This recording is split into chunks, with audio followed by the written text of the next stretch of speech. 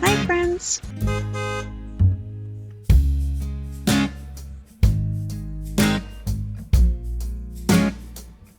Silver Islet is a fascinating spot located at the tip of the Sibley Peninsula in northwestern Ontario. In 1868, prospectors from the Montreal Mining Company discovered a rich vein of pure silver on this small rocky island. At that time, the island was tiny, only about 50 square meters in size, and just 2.5 meters above the waters of Lake Superior. In 1870, Alexander H. Sibley's Silver Islet Mining Company took on the challenge of developing the site. They built wooden breakwaters around the island to protect it from the lake's waves, and expanded the island significantly with crushed rock. The islet grew to over 10 times its original size, and a small mining town sprang up nearby to support the operation. The mine operated for about 16 years, during which it produced approximately $3 million worth of silver. Thank you very much. By 1883, the price of silver began to decline, making it harder to keep the mine profitable. In 1884, the mine shafts were flooded and never reopened.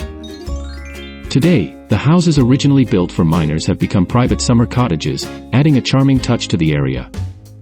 The Sleeping Giant Provincial Park nearby features an exhibit detailing the mine's structure and history, offering a glimpse into this captivating past.